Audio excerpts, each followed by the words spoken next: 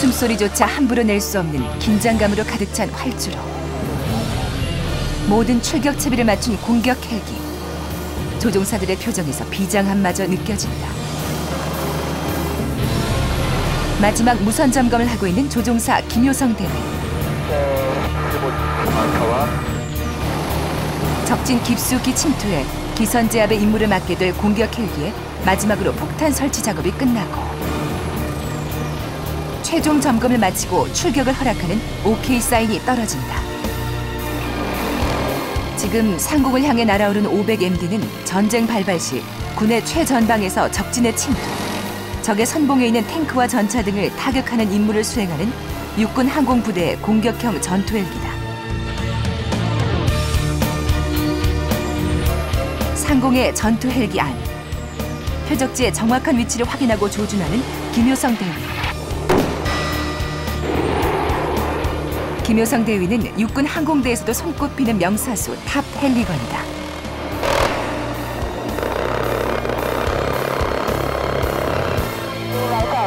임무 수행을 마친 공격 헬기들이 귀환한다.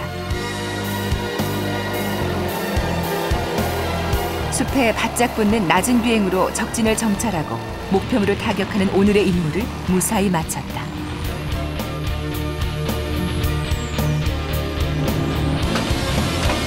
조종석의 김효성 대위. 이제야 비로소 무거운 전투기 헬멧을 벗고 마음의 긴장을 내려놓으며 조종석 밖 땅으로 내려선다. 작전 잘 끝났나요? 네, 무사히 잘 마쳤습니다. 작전선에서 적을 격파하는 임무를 수행하는 공격 헬기 코브라에 처음으로 여성 조종사가 생겼습니다. 김효성 대위는 신체 조건과 체력 등의 이유로 여성에게는 개방된 적이 없었던 코브라의 조종석에 앉은 최초의 여성 조종사다. 현재 우리나라에는 10여 명의 공격 헬기 여군 조종사가 있지만 코브라를 조종할 수 있는 여군 조종사는 지금까지도 김 대위가 유일하다. 아주 편해지셨습니까? 네, 우선 되셨습니다. 그런데 아침 인사를 마친 조종사들의 표정이 심각하다. 묵묵히 자신의 짐을 챙기고 있는 모두가 말이 없다. 09시 30분 공중사격 한방제대 출동이 계획되어 있습니다. 챙기는 짐의 양도 만만치가 않은데 부대 내의 모든 조종사들이 모인 가운데 작전 회의가 이어진다. 김대위뿐 아니라 모두의 얼굴에서 비장함마저 느껴지는데 자기가 지난번에 사격했던 것을 기준으로 해서 이번에 사격할 때 정확한 조준을 해야 되는 곳을 정해서 그 위치에 잘 조준해서 사격률이 높아질 수 있도록. 오늘부터 1박 2일간 이곳에서 공중 사격 훈련이 실시된다. 중대 평가로 반영되는 훈련인 만큼 김대위도 바짝 긴장한 것 같다. 실전이 아닌 실전을 가장한 훈련이라고는 하지만 전쟁이 발발할 경우 실제로 공격 헬기에 장착돼서 전투에 쓰일 폭탄들이 사용된다. 작은 실수 하나가 큰 인명피해로 이어질 수도 있기에 참여한 조종사들 모두가 긴장의 끈을 놓을 수 없는 중요하고도 엄격한 훈련이다. 움직이는 헬기에서의 사격은 헬기 자체의 방향과 속도, 무게는 물론이고 바람의 속도, 날씨, 그리고 장착된 탄의 종류와 무게 등을 감안해서 정확한 타이밍에 발사해야 하기 때문에 고도의 판단력을 요하는 어려운 일이다. 그래서 평상시의 지속적 연구와 당일의 컨디션이 매우 중요하다. 마지막 순간까지 연구에 연구를 거듭하며 긴장을 풀기 위해 애쓰고 있는 김대위다. 탑승을 완료한다.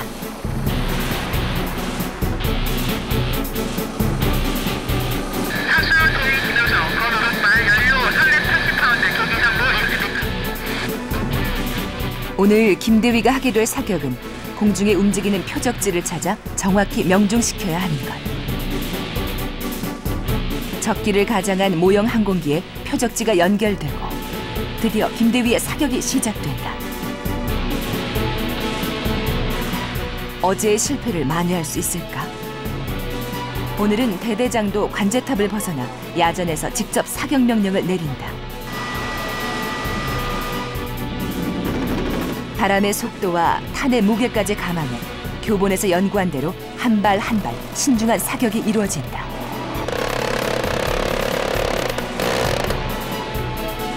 김대위, 헬기에 장착된 탄을 모두 쐈다.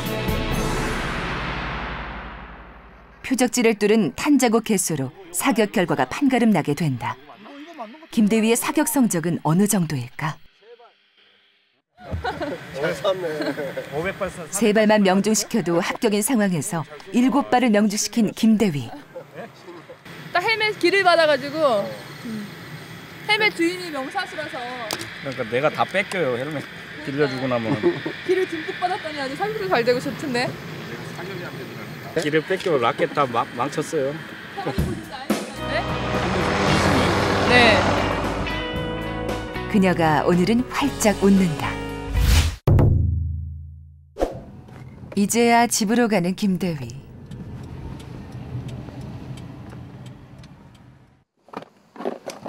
김대위가 사는 곳은 부대에서 차를 타고 5분 정도 걸리는 곳의 군인 아파트.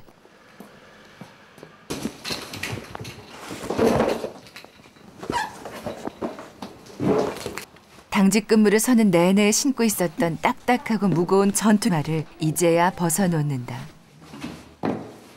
전투화에 어울리는 두꺼운 양말에 종아리에 끼워둔 고무링까지 벗고 보니 종아리엔 고무링 자국이 선명하다. 저는 아직 군인 물이 덜 들었나 봅니다.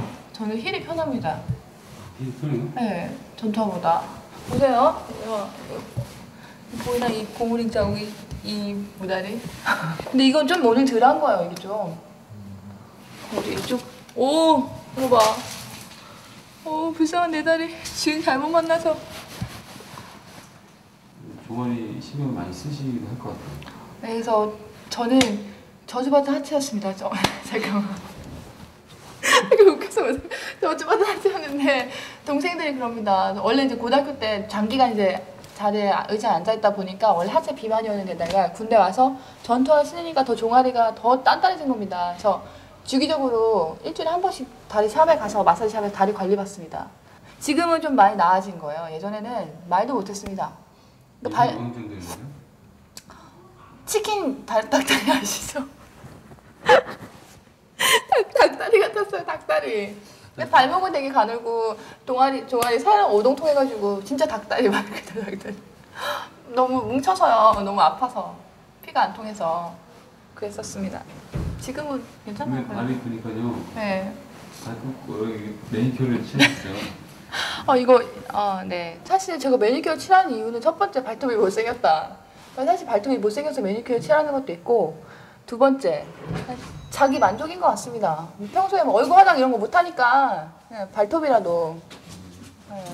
빨간 발톱 보면서 그냥 제가 기분 좋으니까 이렇게 들여다보고 있으면 기분 좋지 않습니까? 먹는 발톱보다는 빨간색 발톱이 기분 좋으니까. 발가락은 이쁘죠? 전투복 차림의 군인이지만 김대위 역시 외모가 신경 쓰이는 30살 여자. 여기는 화장품 살 때도 사실 마땅치가 않아서 화장품 사려고 그러면 30-40분에서 1시간 정도 나가야 됩니다. 인제로. 그래서 주로 인터넷을 이용합니다. 이거 하나는 집에서 바르는 출근할 때, 이거 하나는 비행 전에 부대에서 바르는. 더 빨라야 돼요. 그러니까 한 번 바르면 너무 자외선이 높다 보니까 고지기도 하고. 이거는 수분 스킨, 수분 가득 스킨. 이것들은 샘플들. 조종사분들은 근데 거의 대부분 바르십니다. 워낙에 이제 공중에서 캐노피가 천장이 이제 전후 좌우 상하 다 뚫려 있다 보니까 차량 운전은 사실 우리가 위에는 썬루프 기능이 있긴 하지만 또 위에는 막혀 있지 않습니까? 좌우만 딱 이제 블라인드만 하면 되는데 항공기는 위에 천장이 아예 전면 유리다 보니까 그 직소로 쏟아지는 자외선이 장난이 아닙니다. 그래서 비행하면 하고 나면 정말 너무 새까매져서 완전 선크림으로 거의 얼굴 도배를 해야 됩니다. 거의 2달에 한 통 정도 쓰는 것 같아요. 선크림. 그럼 되게 많이 쓰는 거거든요. 그래도 여자 맘에 전투복보다는 하늘하늘한 원피스에 마음이 가지 않을까? 전투복이 마음에 드세요? 어떠세요? 아, 전투복 말입니까? 네. 아주 좋은 질문입니다. 전 전투복 정말 좋아합니다. 네. 일단 색상도 마음에 들고 디자인도 마음에 들고 전투복이 마음에 들어서 군생활 계속 하고 싶기도 해요. 사실은 전투복 때문에. 단지 전투복이 마음에 들어서. 전투복 전 정말 좋아해요. 실제로. 그리고 또 전투복 좀 색깔 좀 잘 받지 않아요? 저한테? 딸 셋인 집안의 장녀로 부족함 없는 사랑을 받았던 김대위. 9살에 갑작스러운 사고로 아버지를 잃은 뒤 가족에 대한 책임감이 그녀의 어깨 위에 놓여 있었다. 그리고 배경도 재산도 없는 여자가 성공할 수 있는 곳이 군대란 생각에 입대까지 하게 됐던 것. 저는 아버지가 초등학교 2年때 일찍 돌아가셨고 외할머니에 그다음에 어머니에 밑에 여동생 둘 있고 저는 딸 셋의 장남입니다. 그러면 이제 주변에 다 웃어요. 막 장년대 장남이래 킥킥 막 이렇게 웃는 말 실수한 줄 알고. 근데 이제 물론 제가 지금 장녀인데 장남이라고 하니까 다들 웃으시는데 저는 단 한 번도 제가 여자라고 생각해 본 적이 없다. 정말 오랜만에 아버지 산소에 간다. 차 안. 엄마도 김대위도 이 순간만큼은 말이 없다. 추석이 얼마 남지 않아서 아버지가 계신 선산에 미리 찾아온 것인데 산소가 수북한 잡초들로 덮여있다. 딸 자식 소용없습니다. 아들이었으면 매해 다니면서 다 작업다고 그랬을 텐데 다시 키워봐야 뭐. 죄스런 마음에 속이 상한 김대위다. 챙겨온 것들로 간단히 제사상을 차리는 엄마. 그리고 김대위도 생전에 아버지가 즐기셨던 담배 한 개비에 불을 붙여 올려드린다. 살아계셨다면 김대위를 제일 사랑해 주시고 늘 편히 돼주셨을 아버지. 그 아버지 앞에서 그리움으로 한참 동안 일어서질 못한다. 친척 어른들까지 모두 모여 벌초를 한다. 그동안 김대위 가족을 대신해서 아버지 산소를 돌봐주셨던 고마운 친척들이다. 엄마 손을 잡고 왔던, 아버지를 묻고 갔던 9살 철모르던 딸이 이젠 30의 멋진 여군이 돼서 아버지 산소에 벌초를 하고 있다. 고마운 마음을 가득 담아 시원한 물을 건넨다. 친척 어른들 덕분에 오랜만에 딸 노릇 한 것 같아 감사한 김대위다.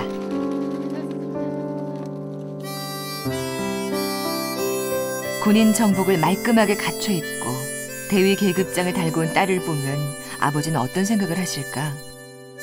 언제나 자신을 지켜보고 계실 아버지께 반드시 자랑스런 딸이 되겠다고 다짐하는 김대위다. 김대위님 여기 보세요. 여기 수리온에 대해서 나왔네요. 한번 봐보세요.